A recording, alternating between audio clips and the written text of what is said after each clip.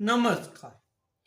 मी गणेश तुकाराम शिंदे आपणा सर्वांचं आपल्या अण्णा या यूट्यूब चॅनलवर सहज स्वागत करत आहे. आज राज्यातील 29 महानगरपालिकेतील निवडणुकीचा उमेदवारी अर्ज भरण्याचा शेवटचा दिवस होता आणि या शेवटच्या दिवशी कार्यकर्त्यात कुठं उत्साह होता, कुठं नाराजी होती, मात्र कुठंही सरधोपटपणे या गोष्टीचा आनंद होता असं वातावरण काही दिसलं नाही. त्याला कारणही तसंच आहे. कोणत्याच पक्षाच्या नेत्याचं किंवा एकूण पक्षाचंच आपल्या तळापर्यंतच्या कार्यकर्त्यांवर कुठल्याच प्रकारचं वचक नाही, लक्ष नाही आणि त्यामुळं मग आम्ही तुमचं काम करतो याचा अर्थ आम्ही तुमच्यासाठी वेगळं काहीतरी करतो ही भावना कार्यकर्त्यांच्या मनात पण आहे असंच दिसून येत आहे. आज नाशिकमध्ये तर जो राज्यात आणि केंद्रात सत्तेत असलेला पक्ष आहे त्या भाजपच्या ईबी फॉर्म वाटप करताना पण 13 रिपीट उडाली होती. जवळपास 1 तासभर रस्त्यावर ईबी फॉर्म घेऊन आलेला जिल्हा अध्यक्ष पळत होता आणि त्याच्या मागं इच्छुकांची गर्दी उसळी पाहायला मिळाली.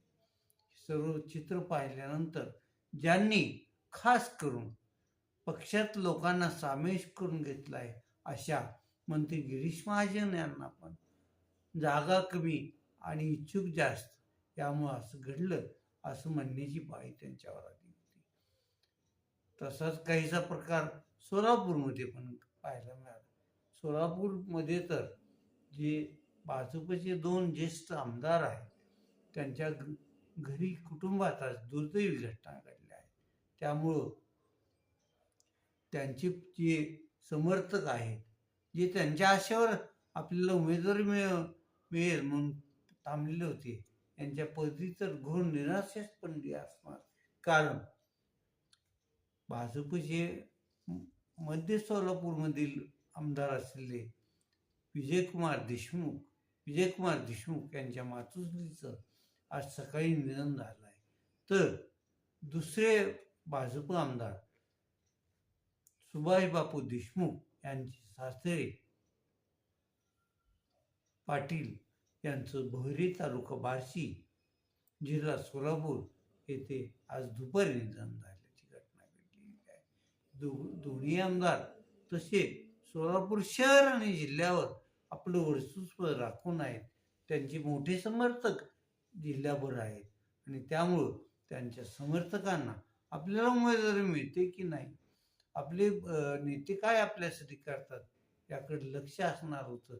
परंतु त्यांच्याच घरी असा दुर्दैवी प्रसंग घडल्यामुळं तिथील परिस्थिती जरा नाजूकच होती असंच वाटतं. त्यातही अगदी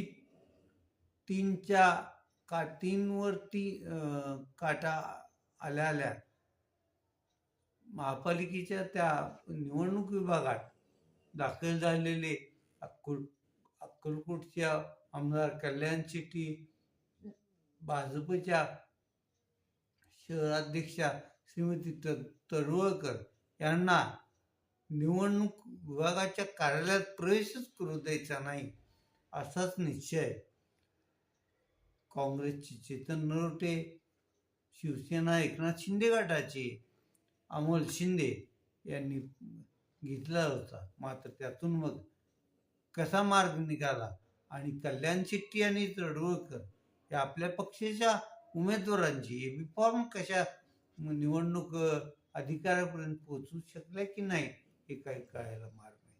अशीच परिस्थिती मराठवाड्यातील छत्रपती संभाजीनगर, जालना, परभणी, नांदेड, लातूर इथे पण पाहायला मिळाली.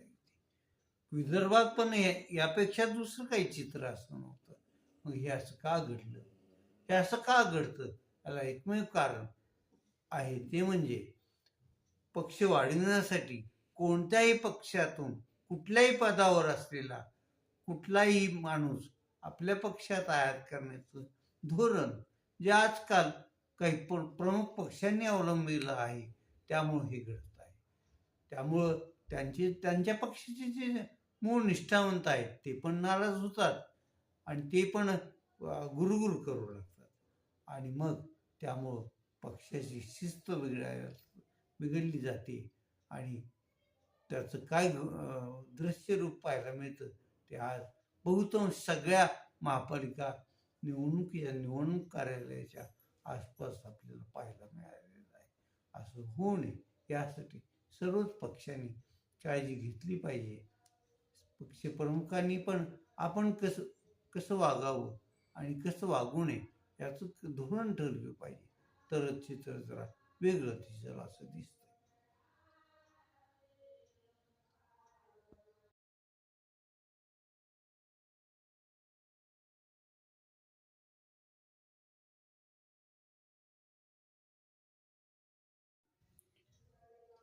धाराशिव जिल्ह्यातील जवळपास 50% नगर परिषदामध्ये नवनिर्वाचित नगराध्यक्षांनी आपला पदभार स्वीकारला आहे. 1 जानेवारी रोजी कळंबच्या नगराध्यक्षा संगीता शिवाजी कापसे ह्या आपला पदभार स्वीकारणार आहेत आणि त्याचबरोबर परांडा, भूम आणि उमरग्याचे नगराध्यक्ष पदभार स्वीकारते असं चित्र आहे. 1 जानेवारी रोजी हा कळंबच्या नगराध्यक्षा आपला पदग्रहण पदग्रहण करणार आहे आणि त्याच दिवशी कळंब येथे स्वातंत्र्यसैनिक कैलासवासी गणपतराव कतले युवा आघाडीच्या मार्फत मॅरेथॉन स्पर्धेचं आयोजन करण्यात आलं आहे. मॅरेथॉन स्पर्धा वेगवेगळ्या गटात होणार असून या स्पर्धेत विजयी होणाऱ्या 1 ते 3 क्रमांकाच्या खेळाडूंना युवक आघाडी योग्य असं बक्षीस रक्कम स्वरूपात पदक आणि सन्मान पत्र पण देणार असल्याची माहिती स्वातंत्र्य सैनिक कैलासवासी गणपतराव कतले युवा संघटनेच्या वतीनं सांगण्यात आलेली. 1 जानेवारी रोजी सकाळी या स्पर्धेचा प्रारंभ होणार असून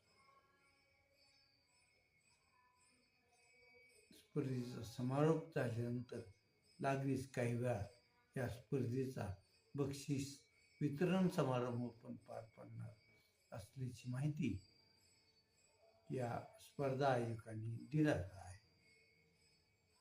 हिवाळ्याचे दिवस आहेत. व्यायाम हा शरीरासाठी गरजेचाच आहे आणि त्या व्यायामाची आवड सर्व स्तरातील लोकात व्हावी यासाठी स्वातंत्र्य सैनिक कैलासवासी गणपतराव कतले युवक आघाडीतर्फे हे जे मॅरेथॉन स्पर्धेचं आयोजन केलं आहे बाब कौतुकास्पद आहे अशीच म्हणावं लागेल.